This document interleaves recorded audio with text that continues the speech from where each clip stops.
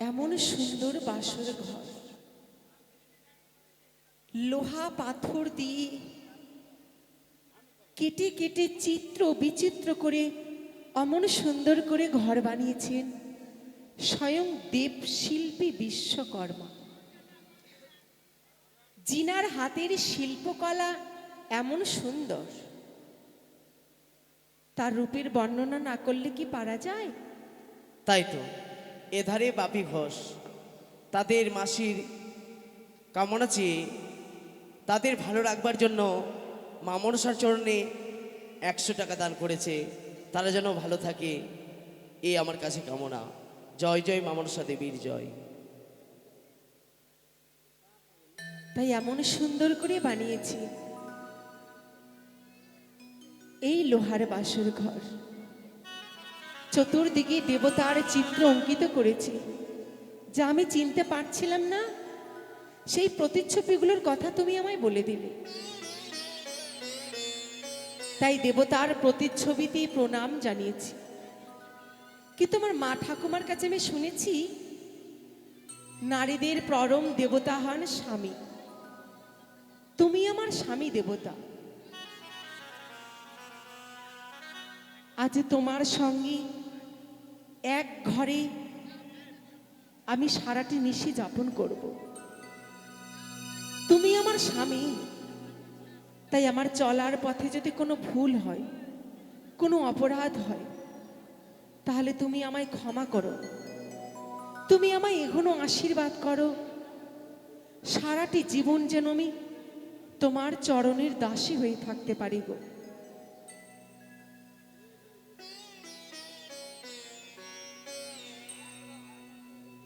না না বেহুলা না, তুমি আমার কাছে এসো না বেহুলা, তুমি আমার কাছে এসো না। কেন? ওই না সর্প কিলিমিলি করি গো বানিয়ারি ঝি,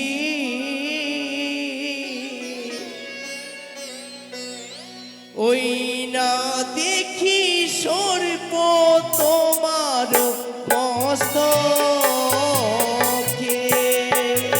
কি বলছো? না বেহুলা না, তুমি আমার কাছে এসো না।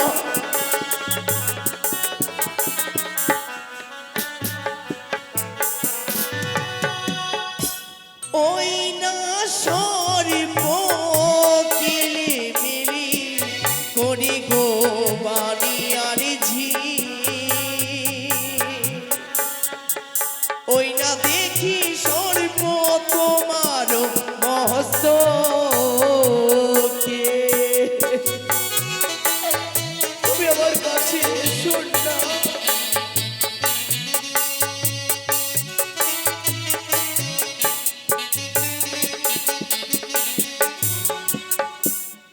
ওই না নাকে দো নাকে দো প্রাণনা,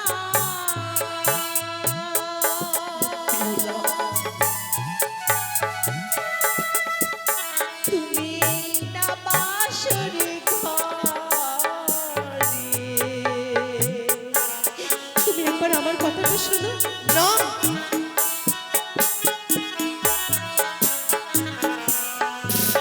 ওই না নাকে দো নাকে দো প্রাণনা,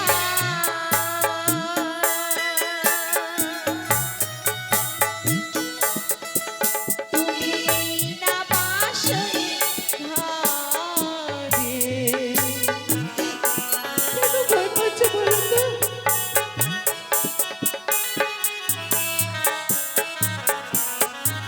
সে যে সর্প নয় গো অভাগিনী প্রাণনাথ,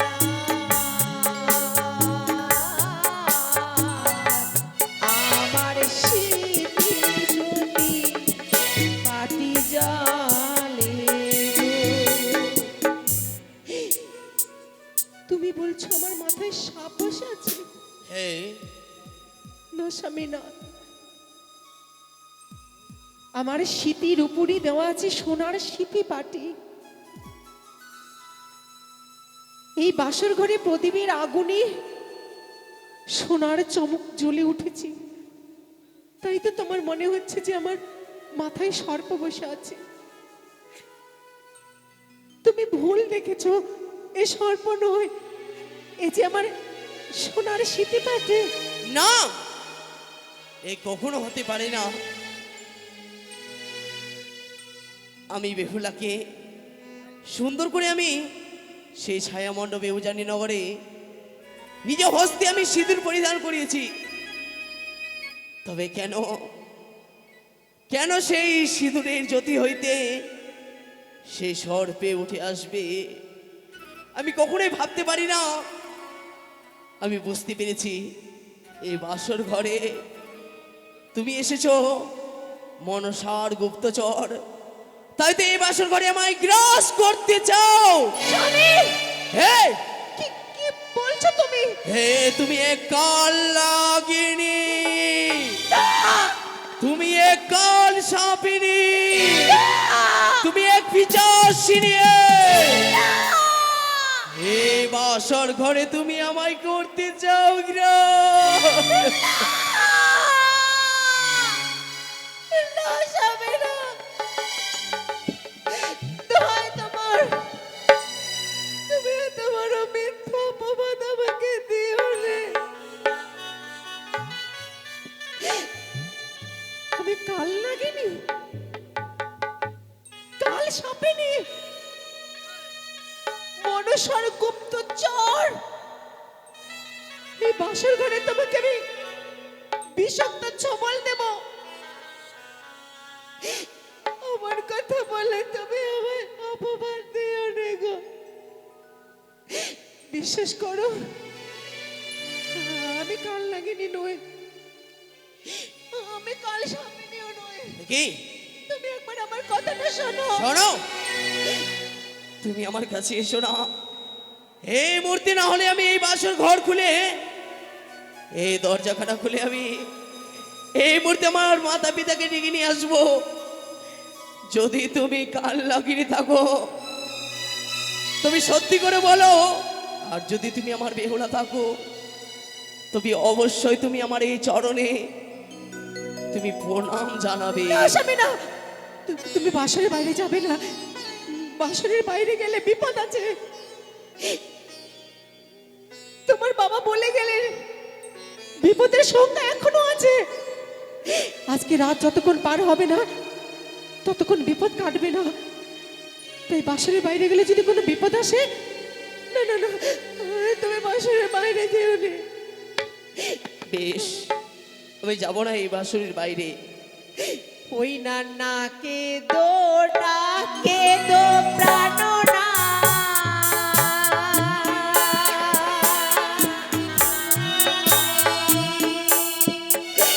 ওগো এই না বাসর ঘরে। আমার কথাটা শোনো।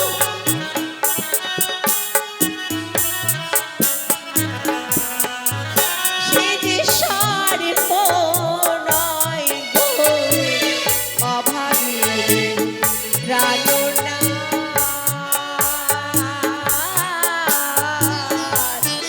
আমার গলার মালার জ্যোতি জ্বলে।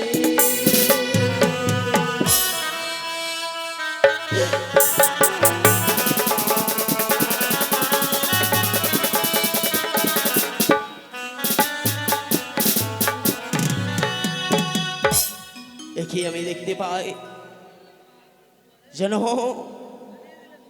বেহুলার সর্বঙ্গে যেন সেই সর্পর আমি ছায়া দেখতে পাই। সেই সর্প যেন আমায় গ্রাস করতে চায়। কি বলে আমি নিজের স্ত্রী ভাবি তাকে, তাই তো না বেহুলা, আমি তোমাকে নিজের স্ত্রী বলে ভাবি না। কি আমি দেখতে পাই যেন তোমার সর্বাঙ্গে সর্ব, সেই সর্প যেন আমার দিকে এগিয়ে আসে, সেই সর্প যেন আমায় গ্রাস করতে চায়। স্বামী, দোহাই তোমার, তুমি অমর করে আর আমায় দেখে ভয় পেও না। এবার আমি ঠিক বুঝতে পেরেছি কেন তুমি আমাকে দেখে ভয় পাচ্ছ, কেন তোমার ভয় হয়। ছোট থেকে তোমাকে এই শিক্ষা দিয়েছে যে তোমার মৃত্যু যোগ আছে। ওই বিষধর সর্প বিষাক্ত ছোবলে তোমার প্রাণ নাশ করবে বিয়ের রাত্রে।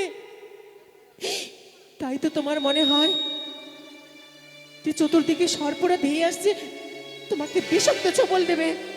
কিন্তু না, আমি তা হতে দেব না। তোমার মৃত্যু যোগ আছে, বিয়ের রাত্রে তোমাকে বিষধর সর্প দংশন করবে। তাই তো তোমার বাবা দেশ বিদেশ নগরে নগরে তন্ন তন্ন করে খুঁজে আমাকে পুত্রবধ করে এনেছে। জানি না তিনি আমার ভিতরে কি গুণ দেখেছে। তিনি বলেছেন আমি নাকি তিনার পুত্রের প্রাণ বাঁচাতে পারি। আর তুমি আমায় বলছো আমি কাল সাপে নেই, আমি তোমায় দংশন করব। দোহাই তোমার, এমন কথা বলো নে গো। বেহুলা, তোমার যদি আমাকে দেখে ভয় হয়, হ্যাঁ, তোমার চোখ দুটি বন্ধ করে নাও। তবু তুমি আমাকে একবার শুধু তোমার চরণে প্রণিপাত করতে দাও। বেশ, তাই হবে বেহুলা। প্রভু গো, তুমি আমার স্বামী দেবতা, তাই আমার জীবনে চলার পথে যদি আমি কোনো ভুল করি, কোনো অপরাধ করি, তুমি আমায় ক্ষমা করে দাও। শুধু ক্ষমা নয়, আমায় তুমি এখনো আশীর্বাদ করো যেন সারাটি জীবন আমি তোমার চরণের দাসী হয়ে থাকতে পারি গো।